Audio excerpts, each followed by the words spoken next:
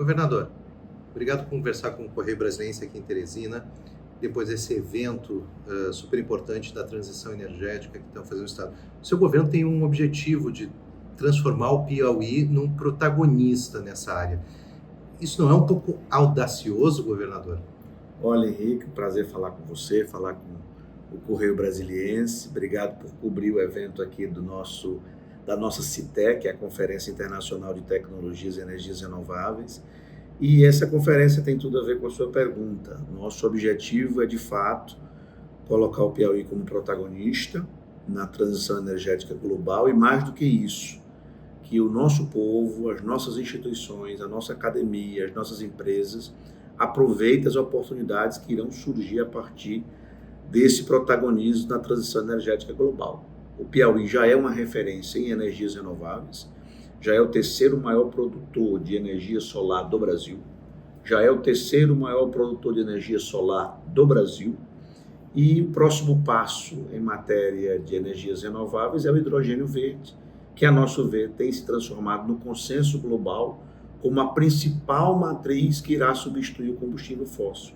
Não que nós teremos diversas outras matrizes importantes para a transição energética, como é o caso da biomassa, dos biocombustíveis e diversas outras alternativas, mas, pelo menos no que diz respeito à indústria intensiva em energia e ao transporte pesado, muito provavelmente, e é nisso que nós acreditamos, o hidrogênio de baixo carbono, especialmente o hidrogênio verde, será o principal vetor de transição energética, de migração de uma matriz fóssil para uma matriz limpa. E o Piauí, como ele reúne condições naturais especialíssimas em níveis globais, tem toda uma institucionalidade preparada para isso, tanto o governo como a academia, como as empresas estão se preparando. Tem a própria Invest Piauí, que é a agência que nós criamos para fazer esse trabalho proativo de divulgação desse potencial, de acompanhamento desses investidores que chegam ao estado do Piauí. Eu acredito sim que nós seremos um protagonista, o maior hub global de produção de hidrogênio verde do planeta. Temos outros destaques importantes, além da condição de sol, de vento, água abundante. Temos uma ZPE em funcionamento, só são 2 no Brasil que estão em operação. Isso também é um diferencial competitivo. O nosso leitor entender, a ZPE é a Zona de Processamento da Exportação, que tem a lógica daquelas zonas econômicas especiais. Tipo a Zona Franca de Manaus. Diferente porque ela é voltada para a exportação, então são benefícios tributários bem distintos. Mas quando se pensa em exportação, há uma desoneração muito significativa no CAPEX da planta industrial. Então isso também é um pequeno diferencial adicional que nós temos. E o Brasil, por si só, tem diferenciais que não tem no mundo, que é exatamente um sistema elétrico integrado, ou seja, o grid é todo integrado, isso é uma vantagem competitiva enorme. E nós já temos uma matriz energética elétrica 90% limpa, pelo menos, no caso do Piauí é 100%. Então, quando você vê todo esse contexto, você faz essa aposta. Eu faço essa aposta, na verdade, muita gente já acredita também nessa nossa diretriz. E mais do que a produção do hidrogênio, nós teremos, a partir do hidrogênio, a condição de atrair várias indústrias para produzir os seus produtos com a matriz energética verde, limpa. E isso vai industrializar o nosso estado da melhor forma possível, em linha com o que o mundo deseja hoje, que são produtos que usem a energia de modo sustentável, limpa e renovável. Então, eu estou muito entusiasmado com essa agenda, é uma agenda muito prioritária do nosso governo, quero que isso vire realmente uma agenda de Estado, como está se tornando. É claro que não é uma agenda única, mas é uma grande oportunidade para o estado do Piauí. Governador, mas o senhor falou de 2 empresas que já estariam montando plantas de hidrogênio aqui, mas a expectativa é que isso ainda demore bastante tempo, a gente andou conversando. O senhor fala da energia limpa, a gente sabe, por exemplo, que a energia, a fotovoltaica e a energia eólica, ela tem uma certa instabilidade. E uma planta de geração de hidrogênio, fundamentalmente, ela precisa dessa estabilidade, porque ela precisa funcionar 24 horas por dia. Então, você tem a alternativa ou de ligar no grid elétrico nacional, ou de fazer o armazenamento dessa energia. Como é que fica esse excesso de produção que, inclusive, foi Foi dito que era esse excesso que causou um apagão recente agora dentro do governo Lula, que era exatamente a incapacidade desse grid de lidar com uma superprodução aqui no Nordeste de eólicas e solares. O senhor se recorda desse momento, né? Olha, eu não tenho o conhecimento científico para dizer que a causa foi essa. Acho que isso ainda está em estudo para saber se foi esse excesso ou se foi algum erro operacional que gerou esse apagão no Nordeste naquele período. Mas o fato é que o grid do Brasil ser integrado é o que dá vantagem competitiva. Então, ainda que a usina solar ela seja uma produção intermitente, a eólica também, o mix das energias renováveis, eólica, solar e hidrelétrica principalmente, garante esse fornecimento full, 24 horas por dia, 7 dias por semana. Essa é a grande vantagem comparativa. Ou seja, além de eu ter uma matriz limpa, ela é integrada. E o fato de ser integrada permite que se compre energia elétrica de várias fontes, de vários estados, de várias usinas. Então é nisso que nós realmente acreditamos que está acontecendo. Quanto aos 2 projetos que já estão com decisão de investimento no estado do Piauí, o da Solat e o da Green Energy Park, que são projetos gigantescos, mas são faseados, a gente acredita que realmente no final desse ano e no início do ano que vem, nós já teremos o início da construção desses projetos, haja vista a velocidade em que está acontecendo o processo de licenciamento, de autorização, de estudos, e não são estudos simples, porque uma planta desse tamanho é algo inédito até em termos globais, mas a gente realmente está muito convicto, e a cada semana, a cada mês, com os fatos novos que vêm surgindo dentro desses 2 projetos, nós estamos convictos e aumentando essa convicção a cada momento de que vai se tornar uma realidade muito em breve, vai gerar muito emprego, muita renda, muitas oportunidades, e o Piauí e o Brasil irão contribuir, sim, fortemente para a transição energética global a partir do hidrogênio verde. O senhor, governador, é do partido do presidente, do Partido dos Trabalhadores. Tem uma profunda relação com o ministro Wellington Dias aqui do Piauí. E o senhor aposta muito numa linha que o governo federal também está apostando, que é a transformação energética. Isso são projetos de longo prazo. O Brasil consegue, o Piauí consegue sozinho seguir nesse projeto, se, por exemplo, o governo federal assumir uma outra linha política, na sua opinião? Olha, veja bem, o Piauí não é uma ilha, ele está no contexto nacional, mas eu acredito que a transição energética, ela cada vez mais é uma bandeira de Estado. Que bom que o presidente Lula defende essa bandeira com toda a força, tem sido um ator global relevante, e o Brasil tem feito o dever de casa. Acredito que podemos ainda ser mais céleres, no meu caso da legislação que está prestes a ser aprovada do Marco Legal do Hidrogênio Verde e outras legislações. Mas nós temos diversas vantagens competitivas, inclusive institucionais. É um legado, é um patrimônio do povo brasileiro, esse sistema energético que nós temos hoje, integrado, verde, e, portanto, absolutamente competitivo para essa nova fase da transição energética. Então, graças a Deus, nós temos esse alinhamento com o governo federal que, quer queira, quer não, acelera esse nosso processo. Mas, independente disso, e lembrando bem que esses projetos são de longo prazo, eu acredito que a sociedade, as instituições brasileiras estão maduras o suficiente para garantir a continuidade desta política nos próximos anos, até porque essa matriz limpa e esse sistema integrado, eles foram gerados ao longo de vários governos, de partidos distintos, inclusive, porque essa é uma vocação natural do Brasil. O senhor não acha que em 4 anos de um certo negacionismo climático, o país acabou retrocedendo muito? Olha, eu acho que além de houve o retrocesso em várias políticas públicas, mas se você olhar o avanço da energia renovável, ela continua acontecendo numa velocidade menor. Até porque o governo é um player relevante, mas ele não é único. Você tem as instituições, você tem as empresas atuando.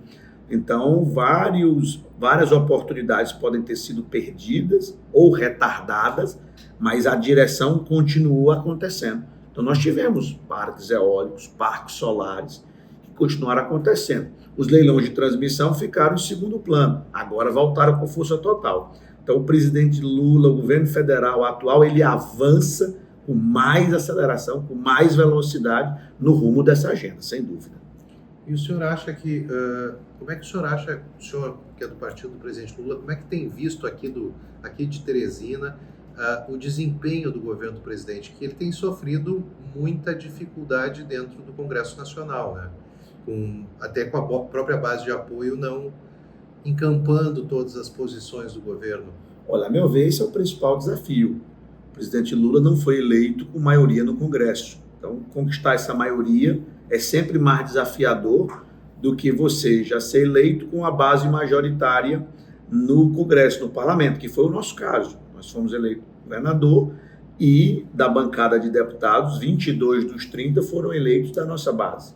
Obviamente que isso facilita o entendimento com o Congresso. E quando não tem o entendimento com o Parlamento, melhor dizendo, você tem muito mais dificuldade de governar, de implantar a sua agenda.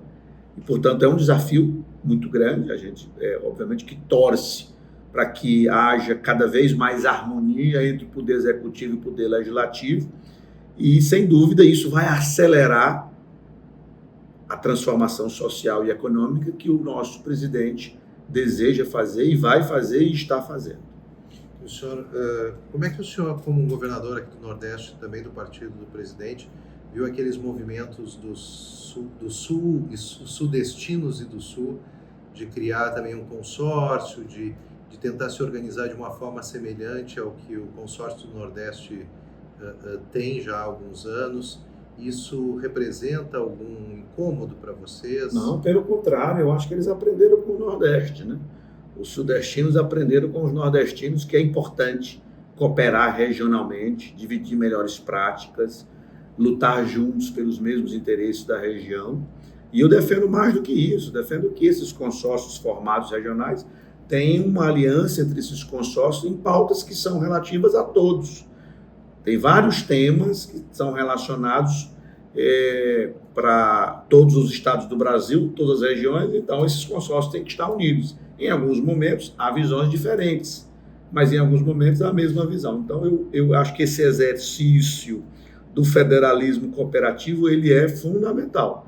Então que bom que os estados do Sul e do Sudeste também se consorciaram, assim como o Nordeste fez lá atrás. Um dos grandes motivos desse consórcio é agora a regulamentação da reforma tributária, né? O Piauí, a princípio, seria um dos estados que teria mais a ganhar com a mudança da origem para o destino.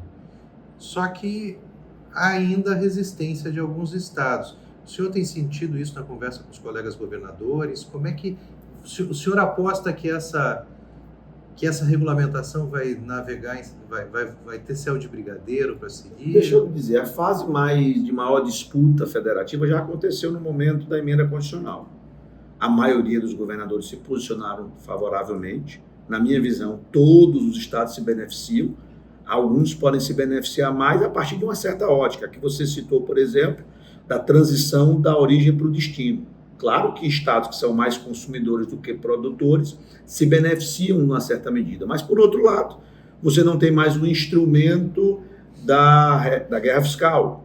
Então, você vai ter mais dificuldade de atrair indústrias a partir deste mecanismo, que, na minha visão, ele é um mecanismo que pode ter funcionado em algum momento, depois ele parou de ter eficácia. Mas agora você tem um fundo de desenvolvimento regional, aí foi uma nova disputa. Qual o tamanho desse fundo?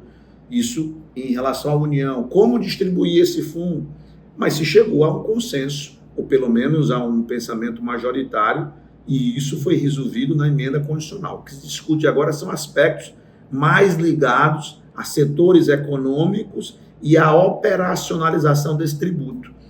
Claro que é desafiador, mas é um parto muito mais simples do que o parto da emenda constitucional. Mas esses setores, quanto mais exceções tiver, mas todo mundo paga a conta, né? Que é a crítica do ministro Haddad. O sistema atual tributário brasileiro é um sistema de exceções. É uma luta, é uma corrida por privilégios. O que se tentou fazer com a emenda constitucional é que a regra seja mais importante do que a exceção e que, quando houver exceção, seja muito clara, e isso tem que estar expressado na Constituição Federal, tem que estar expresso na Constituição Federal, melhor dizendo. Então, é muito relevante que foi um passo importante. Claro que não ficou um sistema perfeito, mas que ele avançou nesse sentido de segurança jurídica, de previsibilidade, de clareza em quais setores estão beneficiados com uma regra mais branda, total. E o povo vai saber cada vez mais que a alíquota ela é maior ou menor dependendo da quantidade de setores que estão na exceção. Se eu tiver mais setores na exceção, a alíquota vai ficar maior. Se eu tiver menos setores, então isso fica mais claro, até para a gente saber quem está tendo privilégio ou quem não está. No sistema atual, se tem dificuldade de até enxergar isso. Quem está tendo privilégio, quem está sendo sobretaxado, quem está sendo subtaxado. Então, eu acho que foi um avanço muito grande. Eu lutei muito, dei minha contribuição como secretário de Fazenda por 8 anos, como presidente do Concefaz por 4 anos. Eu participei, Henrique, no mínimo de 300 reuniões ao longo desse período. E, finalmente, quando o governo federal também apoiou, o Congresso acho que já estava até maduro para votar, quando veio a força do governo federal, o presidente Lula e o ministro Haddad colocaram como prioridade. É claro que não foi uma reforma do governo, foi uma reforma da sociedade, do Congresso, junto com todo mundo, mas foi uma vitória importante. Cada um deu sua contribuição e nós avançamos. O senhor, como matemático, considerado matemático brilhante, aí entende com certeza muito melhor do que eu do tributo. Para nós é bastante confuso. Parece que vai simplificar, né? Mas daí o senhor falou, não vai ter a guerra fiscal. Daí eu volto. Como é que o Piauí vai atrair essa grande indústria do hidrogênio para cá, sem incentivos fiscais? Olha, nós estamos conseguindo atrair, sem o incentivo devido. O incentivo sem a guerra fiscal. Nós estamos conseguindo porque há outras vantagens comparativas. A questão tributária era única, como eu disse. Esse modelo se esgotou porque todos os estados estavam dando os mesmos incentivos. Ora, se todos os estados dão os mesmos incentivos, não há competitividade adicional. Então, esse modelo se esgotou. Então, nós vamos ter que aprender a fazer a atração com qualificação de mão de obra, com um ambiente de negócio mais favorável, com o Fundo de Desenvolvimento Regional subvencionando ou com infraestrutura, ou até mesmo com participação a alguns setores.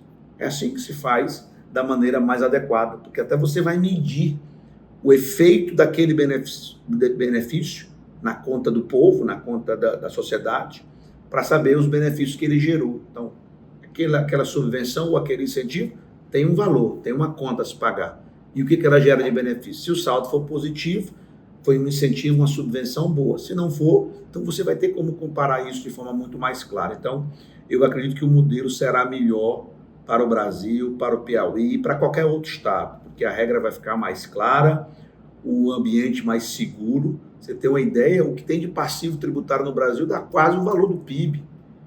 É cerca de 50 vezes mais do que a média dos outros países.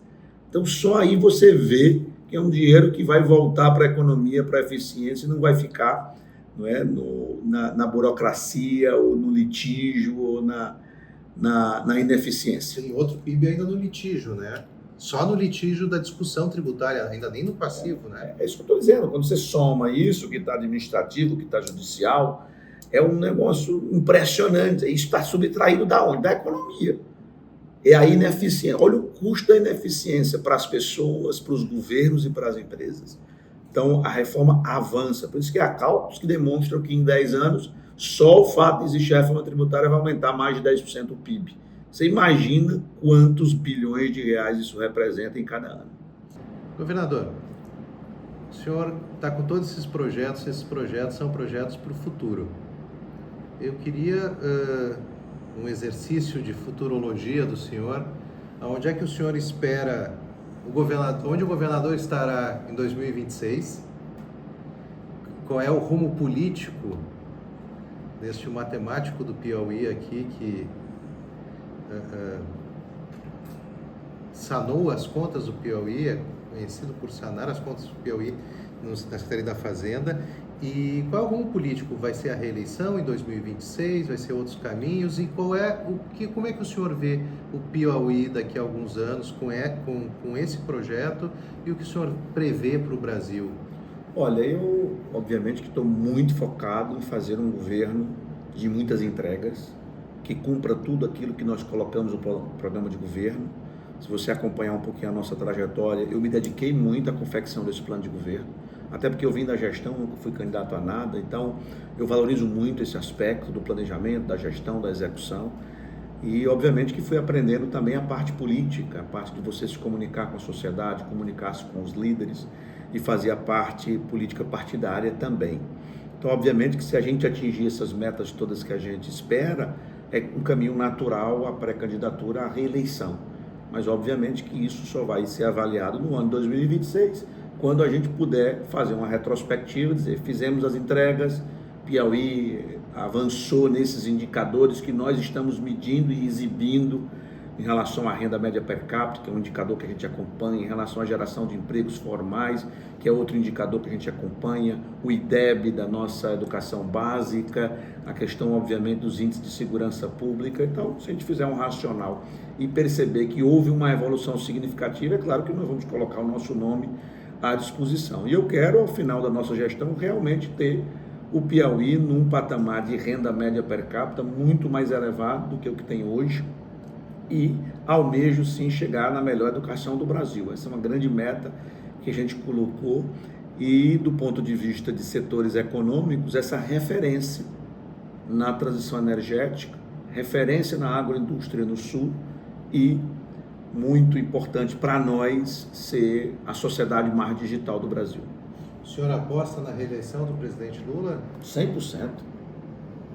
Vai estar firme para... Não, 100% é doido, pai. Nem imagino outro cenário. Governador, obrigado. Obrigado.